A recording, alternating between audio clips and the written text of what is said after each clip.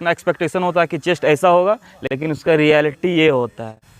जय हिंद दोस्तों, जैसा कि आप सबको पता है कि जो अग्निवीर का जो फॉर्म है वो रजिस्ट्रेशन उसका होना स्टार्ट हो चुका है।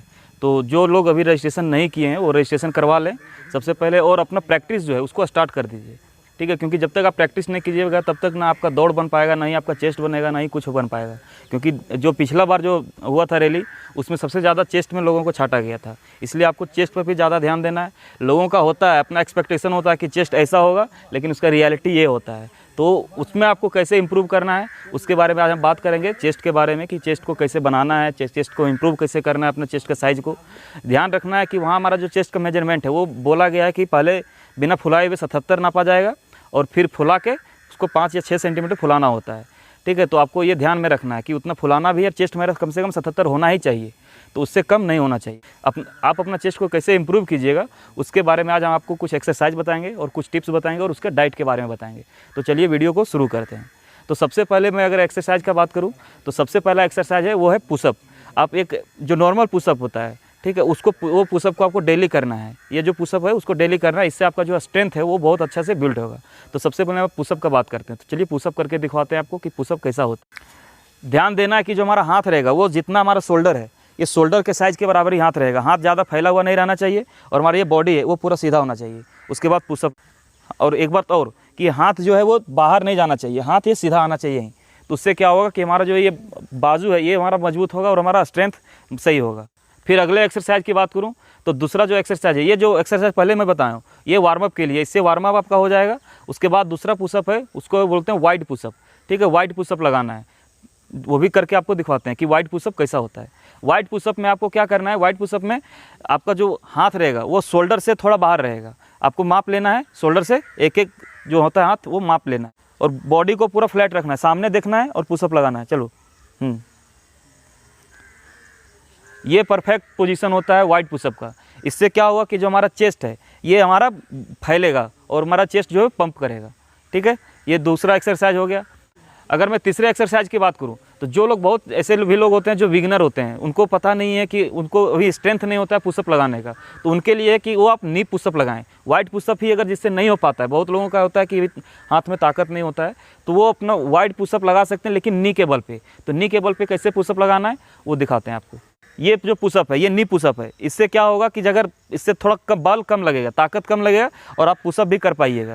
और अगर आप शुरू में कहें बिगिनर हैं आप, तो ये पुशअप आप कीजिए। इससे आपका क्या होगा, जो वाइड पुशअप का काम करता है वो इसमें भी काम करेगा आपका। तो ये पुशअप भी आप कर सकते हैं। तो अभी तक हो गया 3 एक्सरसाइज। अगर मैं चौथे एक्सरसाइज की बात करूँ तो चौथा जो उसको बोलते हैं हनुमान दंड, ठीक है। वो पुशअप जो है वो हमारा पूरा बॉडी के लिए, पूरा बॉडी में स्ट्रेंथ ले आएगा और साथ ही वो हमारा जो चेस्ट है उसको बहुत अच्छा से वो पंप करेगा। तो उसके ऊपर उसको बताते हैं कि वो पुशअप को कैसे करना है। तो उसके लिए क्या करना है, आपको 2 ईंट का ज़रूरत पड़ेगा। आप 2 ईंट लगाइए, उसके बाद उसको वो पुशअप को करना है।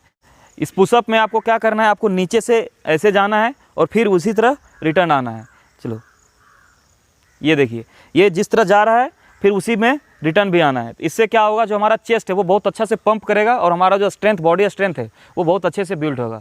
तो ये सब एक्सरसाइज को आपको ऐड कर। मैं अगर अगले एक्सरसाइज की बात करूं तो अगला जो एक्सरसाइज है वो है आपको ईंटा का ही यूज करके अगला एक्सरसाइज करना। इससे क्या होगा कि हमारा जो बैक है वो भी फैलेगा, क्योंकि जब चेस्ट मेजर करता है तो पीछे भी मापता है। इससे बैक और चेस्ट दोनों ही में इंप्रूवमेंट होगा। आपको ये कहाँ तक लेके जाना है, यहाँ आगे तक ले जाना, जो हमारा फेस रहेगा मुँह के ऊपर तक लेके जाना, मुँह तक। हाँ, इससे क्या होगा कि हमारा जो चेस्ट है ये देखिए, ये भी बैक भी फैलेगा और चेस्ट भी इंप्रूव होगा। तो ये एक्सरसाइज को आपको ऐड करना है। साथ ही आपको कुछ और एक्सरसाइज ऐड करना है, जैसे इंक्लाइन पुशअप करना है, लोअर इंक्लाइन करना है, ये सब पुशअप को आपको ऐड करना है, ठीक है। तो ये सब से क्या होगा, आपका चेस्ट इंप्रूव होगा। साथ ही आपको ध्यान रखना है कि जब भी आप एक्सरसाइज करें, कोई भी एक्सरसाइज करें, तो सबसे पहले आप वार्म अप करें, एक्सरसाइज के बाद कूल डाउन करें और स्ट्रेचिंग करें।